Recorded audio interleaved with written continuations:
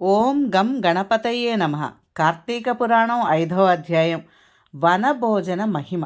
వశిష్ఠుల వారు జనక మహారాజుతో ఇలా చెప్పసాగారు. కార్తీక మాసంలో స్నాన దాన పూజానంతరం శివాలయం నందు గాని విష్ణాలయనందు గాని శ్రీమద్ భగవద్గీత పారాయణము తప్పక చేయవలెను. అట్లు చేసిన వారి సర్వ పాపములు నివృత్తి అగును. ఈ కార్తీక మాసములో కరవీర పుష్పములు శివకేశవులకు సమర్పించిన వారు వైకుంఠమునకు వెళుదురు. భగవద్గీతలో కొంతవరకు పఠించినను విష్ణులోకము ప్రాప్తించును. కడకు అందలి శ్లోకముల్లో నొక్క పాదమైనను కంఠస్థ మరణించిన ఎడల విష్ణు సాన్నిధ్యం పొందుదు. కార్తీక మాసంలో పెద్ద ఉసిరికాయలతో నిండి ఉన్న ఉసిరి చెట్టు కింద సాలగ్రామమును ఉంచి యథోచితముగా పూజించి విష్ణుమూర్తిని ధ్యానించి ఉసిరి చెట్టు నీడన భుజించవలను. బ్రాహ్మణులకు కూడా ఉసిరి చెట్టు కిందనే భోజనం పెట్టి దక్షిణ తాంబూలాలతో సత్కరించి నమస్కరించవలను. వీలును బట్టి ఉసిరి చెట్టు కింద పురాణ కాలక్షేపము కూడా చేయవలను. ఈ విధముగా చేసిన బ్రాహ్మణ పుత్రునకు నీచ జన్మము పోయి నిజరూపము కలిగను అని వశిష్ఠుల వారు చెప్పింది. అది విని జనక మహారాజు, మునివర్య, ఈ బ్రాహ్మణి ఒకనకు నీచ జన్మ మేల కలిగెను, దానికి గల కారణమేమి అని ప్రశ్నించగా వశిష్ఠుల వారు ఈ విధముగా చెప్పనారంభించినారు. కిరాత మూషికములు మోక్షము నందుట. రాజా, కావేరీ తీరమునందొక చిన్న గ్రామము. దేవశర్మయ్యను బ్రాహ్మణుడు కలడు. అతనొకకు ఒక పుత్రుడు కలడు. వాని పేరు శివశర్మ. శివశర్మ చిన్నతనం నుండి భయభక్తులు లేక అతి గారాభంగా పెరుగుట వలన నీచ సహవాసములు చేసి దురాచారపరుడై మెలుగుచుండెను. అతని దురాచారమును చూసి ఒకనాడు అతని తండ్రి కుమారుని పిలిచి, బిడ్డ, నీ ఈ దురాచారములకంత లేకుండా ఉన్నది. నీ గురించి ప్రజలు పలు విధములుగా చెప్పుకొంచున్నారు. నన్ను నిలదీసి అడుగుచున్నారు. నీ వల్ల కలుగు నిందలకు సిగ్గుపడుతూ నలుగురిలో తిరగలేకపోవచ్చున్నాను. కాన నీవు కార్తీక మాసమున నదిలో స్నానము చేసి శివకేశమును స్మరించి సాయంకాలం సమయమున దేవాలయంలో దీపారాధన చేసిన ఎడల నీవు చేసిన పాపములు తొలగుటయే కాక నీకు మోక్షము కూడా కలుగును. కావున నీ వాటిలో చేయమని బోధించను. అంతట కుమారుడు తండ్రితో స్నానము చేయుట వంటి మురికిపోవుటకు మాత్రమే, కానీ వేరు కాదు. స్నానము చేసి పూజలు చేసినంత మాత్రాన భగవంతుడు కనిపించునా? దేవాలయములో దీపములు వెలిగించిన లాభమేమిటి? వాటిని ఇంటిలోనే పెట్టుట మంచిది కదా అని వ్యతిరేకార్థములతో పెడసరముగా సమాధానమిచ్చాను. కుమారుని సమాధానం విని తండ్రి, ఓరి నీచుడా, కార్తీక మాస ఫలం నంత చులకనగా చూస్తున్నావు.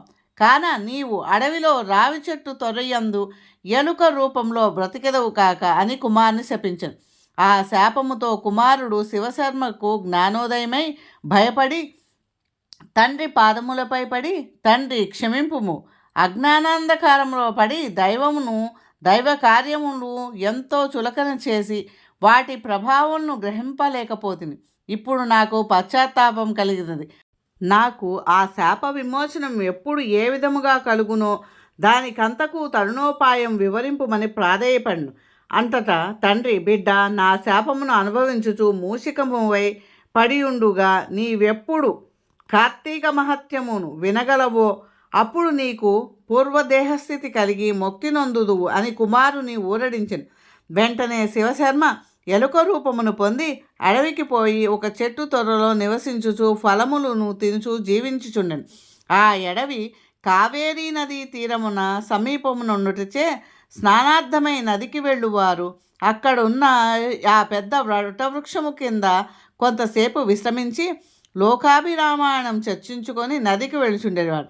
ఇట్లు కొంతకాలమున తరువాత కార్తీక మాసములో ఒకరోజు మహర్షియగు విశ్వామిత్రుల వారు శిష్య సమేతముగా కావేరీ నదికి స్నానార్థమై బయలుదేరినారు.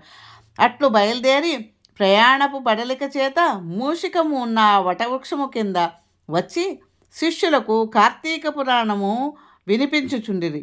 ఈలోగా చెట్టు తొర్రలో నివసించున్న మూషికము వీరి దగ్గర ఉన్న పూజాద్రవ్యములోనేదైనా తినుటకు దొరుకునేమో అని బయటకు వచ్చి చెట్టు మొదట నక్కియుండెను. అంతలోనొక కిరాతకుడు వీరి జాడ తెలుసుకుని వీరి బాటసారులై ఉందురు, వీరి వద్ద ఉన్న ధనము అపహరించవచ్చుననేది దుర్బుద్ధితో వారి కడకు వచ్చి చూడగా వారందరూ మునీశ్వర్లే. వారిని చూడగానే అతను మనస్సు మారిపోయింది. వారికి నమస్కరించి, మహానుభావులారా, తమరు ఎవరు, ఎక్కడి నుండి వచ్చితిరి? మీ దివ్య దర్శనముతో నా మనస్సు చెప్పరాని ఆనందం కలుగుచున్నది, కాన వివరింపుడు అని ప్రాధేయపడాను. తను విశ్వామిత్రుల వారు, ఓయి కిరాతక, మేము కావేరీ నదీ స్నానార్థమై ఈ ప్రాంతముకు వచ్చితిమి. స్నానమాచరించి కార్తీక పురాణం పఠించుచున్నావు. నీవును ఇచ్చట కూర్చుండి సావధానుడవై ఆలకింపుమని చెప్పింది. అటుల కిరాతకుడు కార్తీక మహత్యమును శ్రద్ధగా ఆలకించుచుండగా తన వెనుకటి జన్మ వృత్తాంతము జ్ఞాపకము వచ్చెను. అంత పురాణ శ్రవణానంతరం వారికి ప్రణమిల్లి తన పల్లెకు పోయెను. అటులనే ఆహారముకై చెట్టు మొదట దాగి ఉన్న పురాణమంతయు వినుచుండిన ఎలుక కూడా తన వెనుకటి బ్రాహ్మణ రూపము నొంది, మునివర్య, ధన్యోస్మి, తమ దయవల్ల నేను కూడా ఈ మూషిక రూపం నుండి విముక్తునైతినని తన వృత్తాంతమనియు చెప్పి వెడలిపోయాను. కనుక ఓ జనక మహారాజా, ఇహములో సిరి సంపదలు, పరలోకమున మోక్షము కోరువారు తప్పక ఈ కార్తీక పురాణము చదివి ఇతరులకు వినిపించవలెను. పంచమోధ్యాయము 5వ రోజు పారాయణం సమాప్తం. ఓం నమః శివాయ.